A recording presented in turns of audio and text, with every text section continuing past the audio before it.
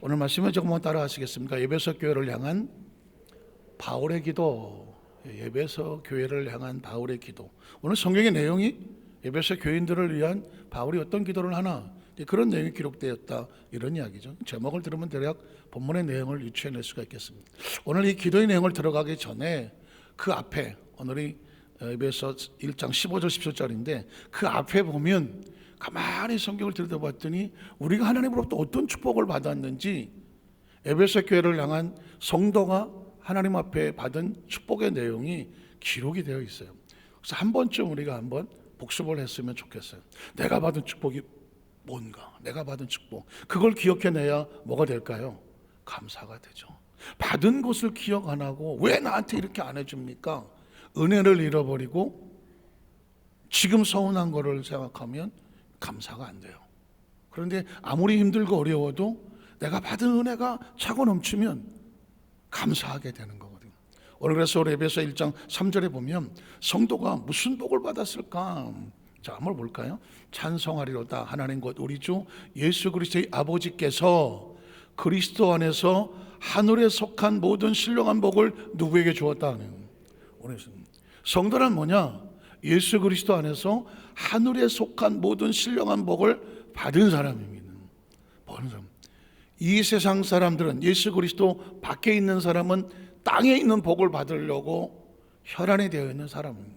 그러나 크리스천은 사람이 빵으로만 사는 것이 아니라 하나님에서 나오는 말씀으로 산다. 육신은 육신의 양식을 먹어야 되지만 영혼은 하늘의 양식을 먹어야 된다.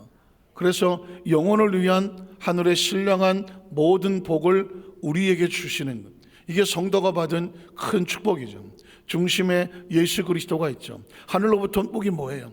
하나님이 세상을 이처럼 사랑하사 독생자를 주셨으니, 반대로 말하면 우리가 받았으니, 인류의 최고의 축복은 예수님입니다.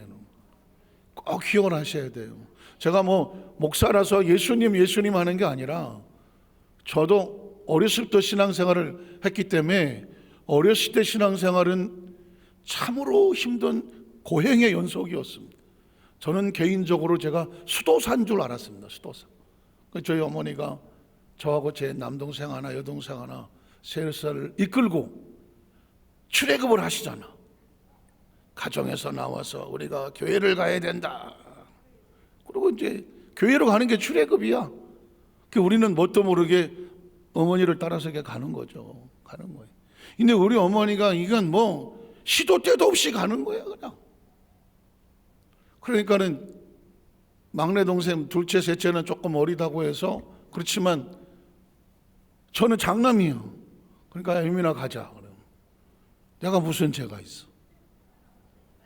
근데 어쩔 수 없는 게, 저희 어머니가 요 시대 때 그 남집사님은 엄청 이뻤어. 표정이 조금 이상한데. 그 나이에 안 이쁜 사람이 어딨어. 난 30대 때 우리 동네에서 제일 이뻤다. 손 드는 거 봐. 든다니까. 어쨌든 그래. 근데 제가 10대, 저희 어머니가 20 정도에 나셨으니까 같이 다니면 벌써 제가 중학교 2학년 때 어머니보다 키가 컸으니까 남들이 같이 다니면 무슨 어느인지 아는 그런 상황이니까 어쩔 수 없이 제가 보디가드로 따라다녀야 되는 상황이에요. 본인은 너밖에 없다, 네가 듬직하다 하지만 저는 그 집사님을 따라다니면서 온갖 예배는 다 참석을 해요. 저녁에 오시면 은혜가 충만하셔서 가정 예배를 드리셔. 다 모여라.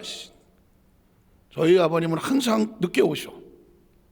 일찍 오시면 새벽 2시에 오셔. 그러니까 그 저녁은 항상 예배하는 시간 아니야. 근데 어머니는 저녁마다 부흥회를 하셔.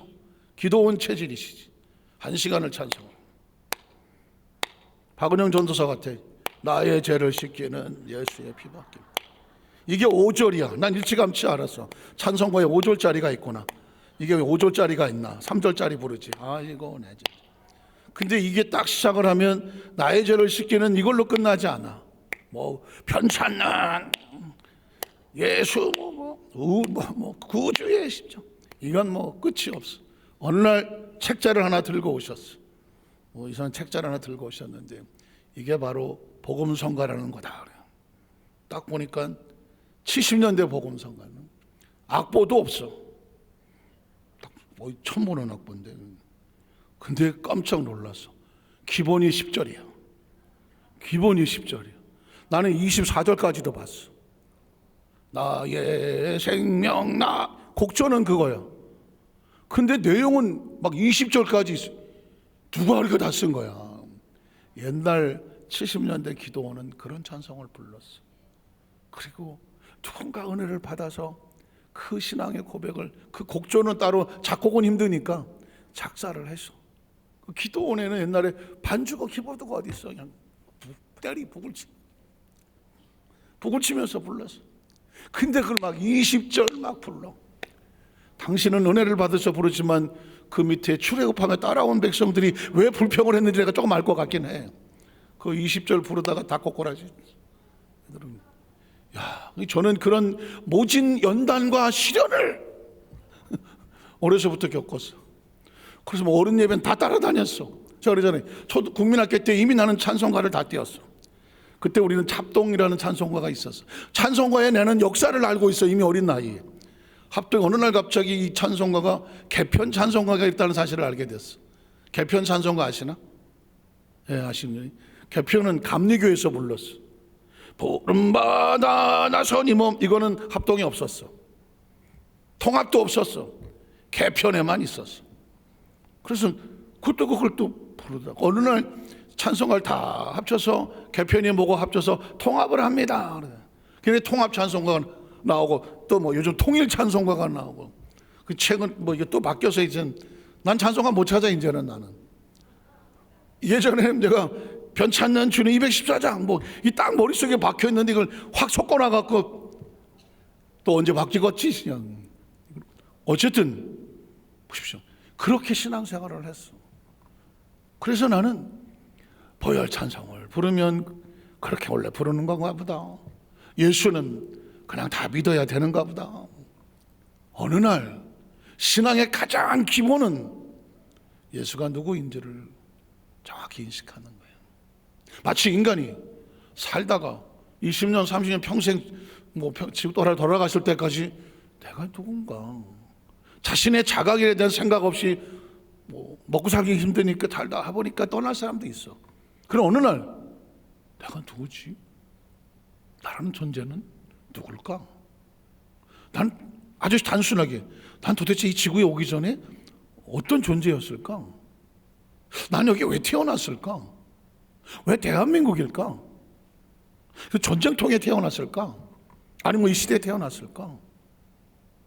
왜 나는 이런 가정에서 이런 부모를 만났을까? 왜 나는 학교 다니는 내 학창 지나간 사실은 왜 이랬을까? 지금 나는 무엇을 위해서 사는 존재일까? 어떻게 살아야 잘 사는 걸까? 앞으로 내 인생은 과연 어떻게 살아가야 되나? 교회의 목적은 뭔가? 신앙도 이제 그죠? 이 가장 기본적인 예수는 누구인가? 창조는 뭔가? 예수를 믿고 나서 하나님의 말씀은 나에게 어떤 의미가 있는가? 이런 것들을 생각하고 인식하고 사고하고 성경을 누가 가르쳐줘서가 아니라 들어서가 아니라 하라고 해서가 아니라 내가 인식을 하고 내가 자각을 하고 내가 사고를 하고 내 안에 그것이 내 논리가 되고 내 원칙이 되고 내 스스로 정리가 되고 그리고 그게 나의 이야기가 돼서 내 입으로 간증이 되어지고 전달자가 아닌 내 속에서 내가 그 말씀이 내가 되어져서 그 말씀이 나의 생각과 사고와 나의 입술의 표현으로 인하여 체험으로 인하여 간증으로 인하여 그것이 또다시 정리되어서 나가게 되면 이제 그게 나를 이끌고 가는 거예요. 그게 나를 이끌고 가는 겁니다. 그래서 제가 이 말씀을 다시 한번 보면서 성도, 하늘에 속한 신령한 복 우리에게 주셨다. 그러면 크리스찬이라고 하는 것은 왜냐하면 우리는 우리 눈으로 들어온 것에 거의 감정을 지배를 받거든요. 견물생심이잖아. 물건을 보면 마음에 마음이 생겨. 그러니까 보는 거를 엄청 조심해야지. 좋은 것을 보면 좋다.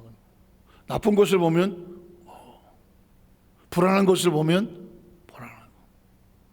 보는 건 굉장히 중요해요. 듣는 것도 중요하죠. 생각은 보는 것으로 생기고 귀로 누가 뭐라고 얘기를 하면 그 마음이 생겨요. 최근에 부부싸움 아주 대가리 터지게 한번 했다 하신 분 있습니다. 손들을 갑자기 눈을 확 까르신 분은 내가 금방 딱 봤는데 본 것 같아. 어느 쪽인지 가다가 말았어요. 그런데 왜 싸울까요? 많은 분들이 이렇게 싸우잖아요. 어디서 듣고 싸우잖아요. 듣고 싸우는 거예요. 둘이 가만히 있다 싸우는 건 진짜 신기한 집안이지. 뭔가가 들어온 거죠. 부인에게 들어왔던 남편에게 들어왔던 들어온 겁니다. 그 들어온 얘기를 가지고 얘기하다가 예를 들어서 옆집 또리 엄마가 싸웠어. 대판 싸웠어. 그러니까 또리 엄마가 영희 엄마가 막 했어. 영희 엄마가 들으니까 그 또리 아빠가 이 또라이 아니야? 또리인가 아니. 그러면서 막 화가 나는 거예요. 아유 또리 엄마 힘내요 참아요. 막. 집에 들어오니까 또리 아빠에 대한 화가 남편이 영희 아빠가 들어왔어. 영희 아빠 여보 또리 엄마한테 전화가 왔어. 그래? 둘이 대빵 싸웠대요. 그래서 그 시발 맨날 싸워 왜 그랬대? 그랬더니 글쎄 말이에요 또리 아빠가요. 영희 아빠가 듣다 보니까 그 또리 엄마가 잘못했네. 뭐야? 이 집 또리 집이 누구네 집 싸움대? 영희네 집 싸움대. 그렇고 그날 각방을 썼다고 하는 참 전설의 고향의 이야기. 사실은 물론 제가 이렇게 약간 오바같이 얘기를 했지만은 무엇을 듣느냐가 이 부정적인 얘기가 들어와서 그게 그 얘기를 하는 동안에 상대방의 마음속에도 부정적인 감정이 가고 부정적인 충돌을 하다 보면 그것이 감정이 되고 아픔이 되고 상처가 되고 눈물이 되는 거 아니겠습니까? 그러니까 보는 것, 듣는 것, 그리고 감각하는 것. 때로는 어시장 썩은 냄새가 나는 것 같으면 얼굴이 어떻게 돼요? 얼굴 인상이 바뀌잖아. 감정이 바뀌는 거거든요. 뭐야 이거 왜 그래요? 왜 그럴까요? 그 이쁜 얼굴 갖다가 인상을 더럽게 쓰. 왜 그럴까요? 감정이 뭔가 바뀐 거 아닌가요? 그러니까 사람의 마음의 생각은 굉장히 중요한 거예요. 내 마음의 상태를 보고 듣고 말하고 생각. 그리고 자신의 가지고 있는 어떤 정보, 요즘 유튜브 이런 걸 통해서 워낙 많은 정보들이 들어와서 그 정보가 정확하게 걸러지지 않은 것이 내 생각이 되고 사고 속에 들어오면 내가 그렇게 믿어버리면 내 모든 판단을 거기다 의존하게 되는 상황이 돼버리거든요. 이런 상황 가운데 크리스천은 어떤 것을 보고 어떤 것을 듣고 어떤 것을 말하고 어떤 것을 냄새를 맡고 어떤 정보나 지식에 내 마음을 지켜야 되는가, 이건 굉장히 중요한 거죠. 그래서 스스로 자각해야 되고 내가 누구인가 하면 내가 어떤 걸 보아야 되나, 어떤 소리를 들어야 되나, 어떤 것을 내 감에 품어야 되나, 어떤 말을 해야 하나, 어떤 행동을 해야 되나, 어떤 정보를 다른 사람에게 전달하되 이 정보를 듣는 사람이 나에게 어떤 영향을 받을까, 거기까지 미칠 수 있어야 그 사람의 주의가 튼튼하고 건강한 사람입니다. 그래서 항상 원망하고 불평하고 막 부정적이고 이런 에어리로 가득한 이런 사람들에는 제발 할 수 있으면 가까이 하지 마라. 왜? 나의 만수무강에 엄청 지장이 있다. 기억하시겠습니까? 그래서 오늘 이 에베소서 교회를 향한 바울이 처음에는 당신들이 누구냐, 아니 우리가 누구냐, 하늘에 속한 모든 신령한 복을 우리에게 주셨다. 왜 주셨을까요? 하나님 우리에게 왜 이런 걸 주셨을까요? 하나님 왜 독생자 예수를 우리에게 보내주셨을까요? 하나님 우리를 뭐 하셔서 사랑은 뭐예요? 그의 영혼이 잘되고 그의 범사가 행복하고 그의 생명을 허락한 것에서 강건하게 살기를, 행복한 삶이 되기를 원하시잖아요. 그게 사랑이잖아요. 그죠? 그 사람이 잘되고 그 사람이 모든 면에서 온전하게 삶을 영위해 나가는 거, 이게 사랑이잖아요. 하나님 우리 피조물을 사람을 만들어 놓고 하나님 목적 안에서 생육하고 번성하고 땅에 충만하며 하나님이 위탁한 걸 가지고 멋지게 한번 삶을 누려 살아봐라. 이게 하나님의 마음이잖아요. 그래서 예수님을 주시고, 예수의 목적은 우리의, 제가 지난번에 지난 딱 일주일 됐지만 노원교회에 가서 강단을 외쳤던 게 아닙니다. 예수를 이 땅에 오신 목적은 우리의 운명을 바꾸러 온 것이고, 예수를 정말 만난 사람들은 운명이 바뀐 사람들이다. 이 말도 마찬가지입니다. 우리가 하늘에 속한 모두 신령한 복을 우리가 어떻게 받을 수 있어요? 그 복을 받으면 어떻게 되겠어요? 하늘에 속한 자가 되어지는 운명이 바뀌는 거죠. 기억을 하셔야 돼요. 이 땅의 모든 땅속에 처박혀야 될 그 썩어질 운명의 모든 사람들이 예수라는 이름 앞에 하늘과 연결이 되고 코드가 연결되면, 이 성전 안에 시커멓게 빛이 없었던 곳에 코드가 연결되어 스위치가 올라가면 빛이 들어오는 것처럼, 예수는 우리 가운데 빛은, 그래서 예수가 빛이라고 말하는 거예요. 예수는 생명이라고 말하는 거예요. 생명 구원이라고 말하는 거예요. 여기 성전에 들어 스위치 하나면 불이 들어오는 거거든요. 모든 전력들이 바깥에 준비되어 있고 코드가 선까지 연결되어 있어요. 스위치 연결된 겁니다. 스위치가 내려져 있기 때문에 불이 안 들어오는 거거든요. 스위치를 올리면 빛이 들어오는 겁니다. 인생의 빛의 스위치가 예수님이라는 거예요. 예수 이름을 부르는 자는 딴 게 아니면 스위치를 올리는 것이죠. 하늘의 스위치를 올리는 겁니다. 구원의 스위치를 올리고 빛의 스위치를 올리는 겁니다. 예수 이름을 부르면 그 빛이 내 영혼 속에, 그 빛이 나의 마음 속에, 그의 구원이 나의 삶 속에, 하늘이 나의 마음 속에, 내 삶 속에 치고 들어와서 내가 하늘의 사람이 되는 것이죠. 그게 하늘에 속한 복을 우리에게 주시는데, 누구 안에서? In Christ, 예수 그리스도 안에서. 그래서 바울의 신학에, 바울 신학이라고 하는, 그냥 신학이라는 의미를 썼을 때 바울의 가장 중요한 핵심 사항은 뭐냐? 엔 크리스토스, 예수 그리스도 안에서. 그게 뭐냐? 스위치. 예수는 우리의 스위치와 내 인생의 스위치를, 예수를 믿어라, 뭐 예수님 안에서, 예수님에 의하여, 예수로 말미암아, 예수가 우리 인생의 운명을 바꾸는 스위치예요. 믿으십니까? 예수님을 구주로 믿으시면 아멘 하시기 바랍니다. 이건 자꾸 스위치를 올리는 거거든요. 제가 여러분의 마음속에 스위치를 올리는 거거든요. 자, 그러면 우리에게 주셨다. 5절에도 보면 그 기쁘신 뜻대로, 그 하나님의 기쁘신 뜻대로 자원하고 감사하고 바라는 마음으로 우리를 뭐 하셨다? 예정하셨다. 그래서 예수 그리스도를 말미암아, 예수가 뭐다? 내 인생의 스위칭. 모든 것이 예수 그리스도 안에서, 예수 그리스도로 말미암아죠. 하나님과 우리 사이에 예수 그리스도로 말미암아 우리가 어떤 존재가 됐다? 하나님의 아들들, 자녀들이 되게 하셨다는. 그래서 우리의 존재 자체가 자꾸 인식을 하는 거예요. 난 하늘에 속한 신령한 복을 받은 사람, 하나님의 마음이 우리 속에 들어와 있는 사람, 그의 기쁘신 은혜 가운데서 어떻게 그 예수로 말미암아 내가 하나님의 자녀가 되게 했다는 것이, 이게 저와 여러분의 인식이에요. 사실 이거는 자다가도 뻘떡뻘떡 놀라야 되는 거죠. 근데 우리 성도들이야 워낙 이 정도 축복의 내용은 다 알고 있으니까, 그죠? 다 알고 있으니 이 행복의 강도도 처음에 하나만 받아도 하던 사람이 하나만 계속 받다가 보면 주나보다 두 개를 주면 와, 두 개를 더 주고, 또 두 개만 계속 주면 두 개인가 보다, 늘 먹는 밥인가 보다 그러다 어느 날 두 개 주다 하나 주면 하나밖에 안 줘. 이게 인간이야. 이게 인간이라니. 전 성경을 읽으면서 우리 성도들에게 작은 거 하나를 발견할 때 하나하나에 감격할 수 있는, 감격해낼 수 있는, 적어도 우리 여도수 만작교회 성도들은 하나님의 지극히 작은 신호 하나에도 민감하게 반응, 숨결 하나 속에서도 하나님, 내가 숨을 수 있다는 건, 그런 작은 감격, 감사에 반응할 수 있어야 하나님의 말씀은 뭐냐면, 감사로 제사를 드릴 줄 아는 사람에게 내가 하나님의 영화로움을 받으시고, 영화로움을 받으시고, 그리고 그래? 내가 더 줄게, 구원의 은총을 베풀어 주신다고 말씀하는. 감사는 하나님과 연결되는 스위치, 예수 그리스도로 인하여, 그리고 감사에 민감한 반응이 있어요.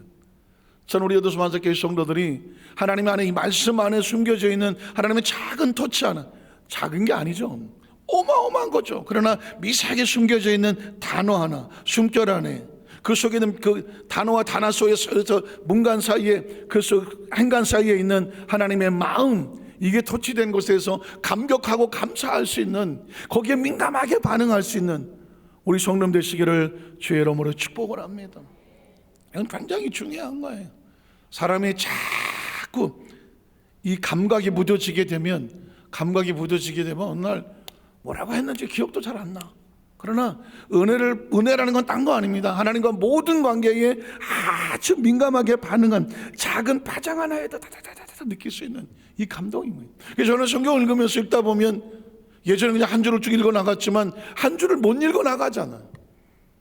그 속에 있는 하나님의 그 하나님의 아주 세밀하게 우리에게 터치하시는 그 마음이 이건 어마어마한 거예요.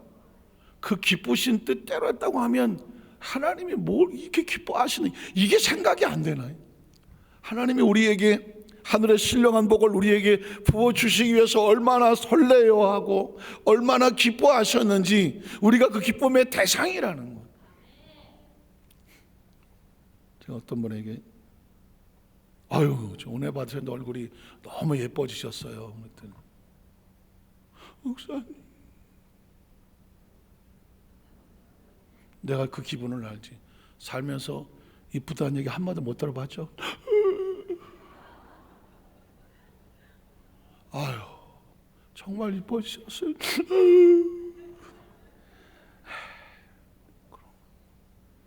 솔직히 나도 한 번도 이쁘다는 소리 못 들어봤다. 손 들어요. 이건 자존심. 또 손 들었어. 하여튼간에 마스크로 뒤집어 쓰셨지만 겁나 이뻐지셨습니다.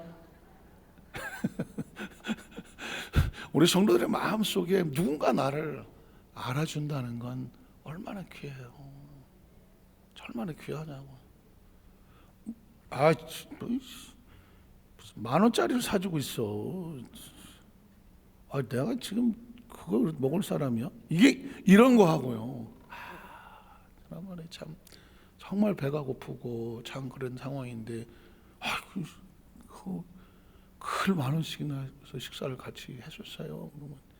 이렇게 감사하면 우리끼리 한 얘기예요. 그러면 그분이 어떻게 다음에 또 같이 먹어요. 자기 어떤 작은 배려에 반응을 하면 다음에 같이 먹어요. 그 소리가 뭐 사주진 않을 망정 어쨌든 다음에 같이 먹어요. 그런 마음이 나오잖아요. 그런데 지난번에 어떻게 해서 같이 먹었다. 무슨 10,000원짜리 사주고 앉았어요. 다시 먹는다. 이런 분들은 존경의 대상입니다. 근데 어떤 마음이 들어요? 다시는 너는 그런 마음이 안 듭니까? 이게 아무것도 아닌 거예요. 그러나 반응이죠, 반응. 어떻게 보면 저는 신앙을 하나님을 향한 반응이라고 생각합니다. 반응이라고 생각해요. 여러분이 교회에 나올 때 예배 드리시잖아요. 12광주일 한다고 새벽에 나오지. 또 나와서 있지. 예배하잖아요. 반응이에요. 반응입니다. 전 여러분의 얼굴이 아까 있으면 위에서 있으면 목사님 뭐 내가 들은 거 아실래나? 안다 그러더나 뭐라 해야 되나? 조금 알아요. 조금. 누가 어디에 어떻게 앉아 있는지, 어떤 모습으로 예배를 드리고 있는지, 어떤 마음으로 기도를 하고 계시는지 알아요. 하신다고요. 저도 아는데 하나님 모르시겠어요? 저는 여러분이 예배에 앉아 있는 게 그냥 감동이에요. 감격이에요.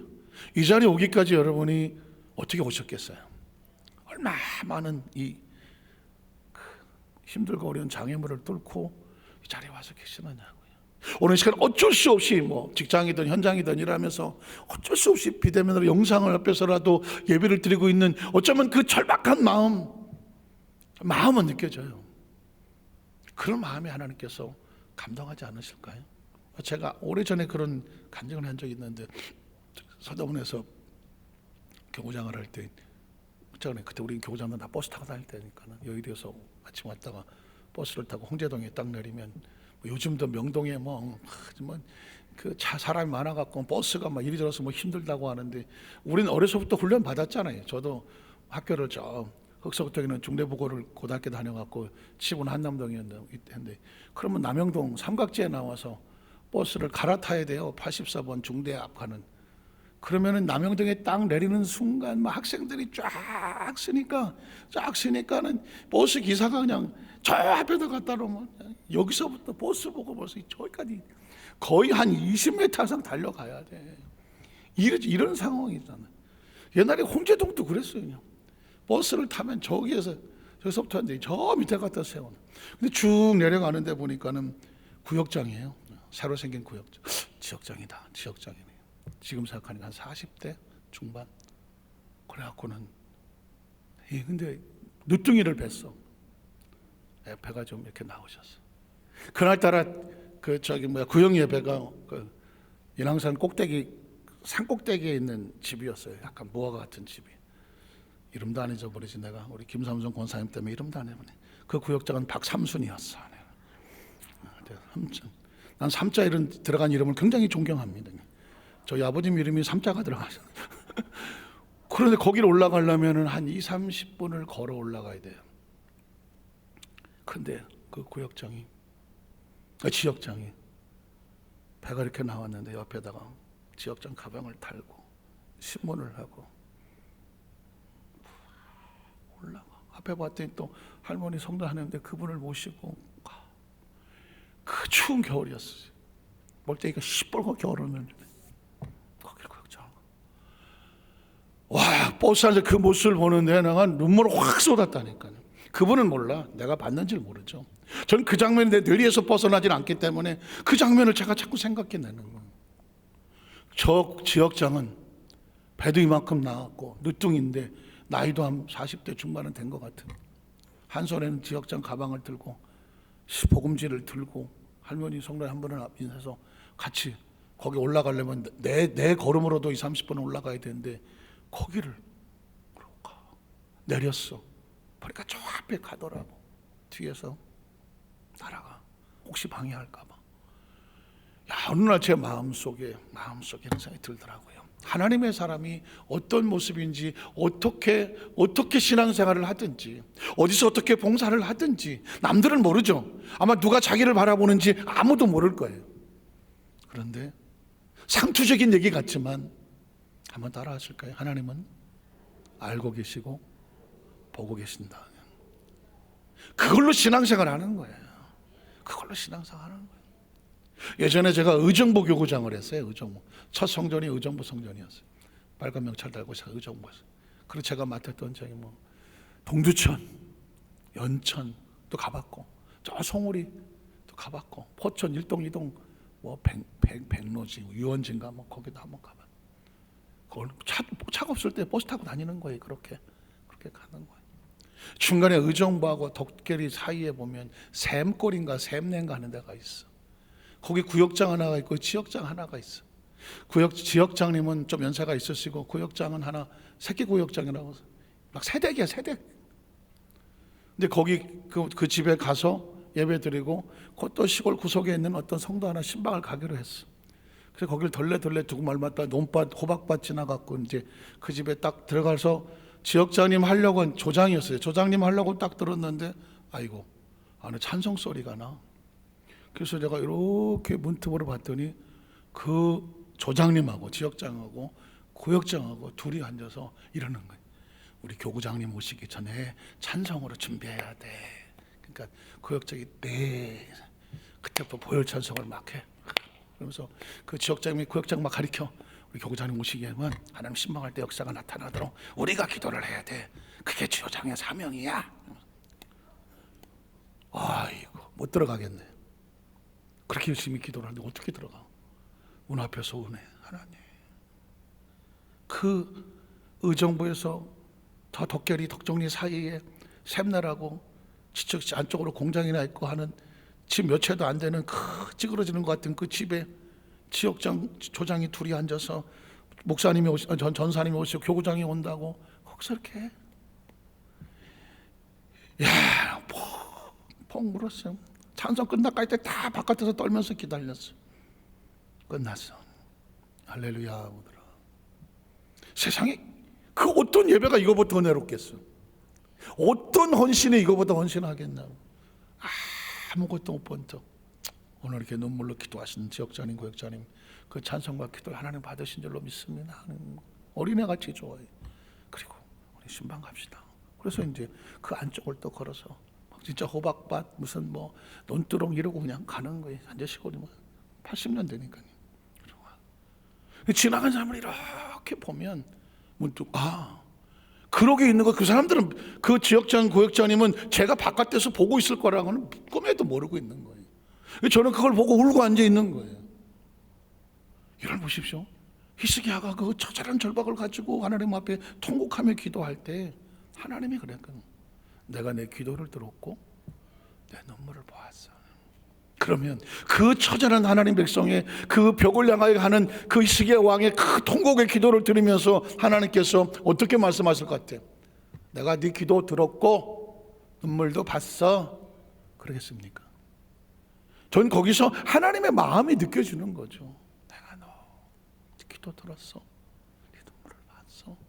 히스기야야, 그죠? 이사야야, 너 빨리 그 집에 도착하기 전에 너 빨리 다시 히스기야한테로 가. 그리고 내가 기도를 들었고 눈물을 보았다고 해. 그리고 내가 내 생명의 15년을 더 연장한다고 얘기해. 이게 하나님 마음. 성경은 기록이고 말씀이지만 가만히 들여다보고 있으면요, 하나님의 마음이 출렁거리는 거예요. 하나님의 마음이 출렁거리는 거예요. 사실상 우리는 전 성경을 머리로 읽지는 않습니다. 물론 눈으로 머리로 읽어야 되겠지만 그 말씀은 저에게 출렁거리는 물결처럼 제 마음으로 와서 찰랑 채웁니다. 저는 강단에서 여러분에게 여러분의 머리에 대고 설교하지 않습니다. 여러분의 마음속에 하나님의 마음이 출렁거려서 그게 은혜가 되어져서, 사람은요 머리로 알아도 마음이 안 움직이면 절대로 행동이 움직이지 않습니다. 뭐가 움직여져야 돼요? 마음이 움직여져야 돼요. 저는 우리 여도수 만삭교회 성도님들이 머리로 들으면 목사님 뭐 그런 내용은 내가 추고 다 아는 얘기고요, 수초 다 들은 얘기요. 머리는 그렇게 얘기해요. 머리는 그렇게 얘기해요. 그러나 마음은 수천 번을 들어도 오늘 그 마음이 오늘 내 마음을 움직여. 그 똑같은 설교, 똑같은 본문 같은 그게 오늘 내 마음을 움직여. 감동을 해. 마치 베데스다 연못과 같아요. 그날따라 감동이 되고 움직여. 그럼 어떻게 될까요? 거기서 회복이 나타나고 치유가 나타나고 은혜가 나타나고 역사가 나타나고 내 행동이 바뀌고 언어가 바뀌고 생각이 바뀌고 믿음이 새로 바뀌게 되면 뭐가 바뀌냐? 운명이 바뀌게 되는 거예요. 운명. 베데스다 연못이란 그런 곳입니다. 들어가기 전과 나오고 나서의 그 사람의 운명이 바뀐 사건입니다. 오늘 저와 여러분의 말씀을 정리하려고 합니다. 전부 성경을 그냥 여기까지 끊어내야 된다, 오늘은 이걸 다 해야 된다, 이런 의미는 없어요. 때로 하나님께서 주시는 단어 하나가 우리 운명을 바꿉니다. 문장 하나가 우리 운명을 바꿉니다. 그 터치 하나가 우리의 운명을 바꿉니다. 사실은 지금 우리 시대는 웬만한 얘기에 감동하지 않습니다. 웬만한 얘기 들었을 때 새로 듣는 진리의 말씀이야, 이런 것도 별로 없습니다. 왜냐하면 너무 많이 압니다. 모르는 게 어디 있어. 우리 교회 성도들 다 압니다. 웬만한 건 다 듣고 있습니다. 충분한 지혜를 가지고 있고 명철을 가지고 있고 지식도 뛰어납니다. 마음도 다 정리되어 있는 사람들입니다. 그런데 그 마음을 움직이는 건 감동입니다. 그렇기 때문에 뒤집어 감동받기 어려운 시대를 살아가고 있습니다. 하나님께서 우리 마음속에 말씀을 듣는 가운데 감동을 주시고 터치를 주셨다면 그건 성령님의 역사인 겁니다. 제가 말을 잘해서도 아니고 새로운 정보를 말해서도 아니고 뭔가 새롭게 신경을 가르쳐서도 아닙니다. 어느 시간 하나님께서 우리의 마음을 하나님께서 터치하신 것입니다. 오늘 하나님께서 우리 예배소 교회 성도들에게 하나하나 주시고자 하는 마음을 우리 마음속에서도 웅클거리며 우리가 받은 축복, 내가 받은 은혜, 그리고 그것이 나에게 어떻게 해야 되겠구나 하고 그 말씀이 나를 이끌어가면, 기억하십시오, 성도의 최고의 축복은 그 말씀이 우리를 이끌어가고 오늘 보니까 내가 그 말씀 안에 살고 있는 겁니다. 그 은혜와 축복이 우리 모든 성도들 가운데 함께 하시기를 주의 이름으로 축원합니다. 기도하겠습니다. 하나님 아버지 감사합니다.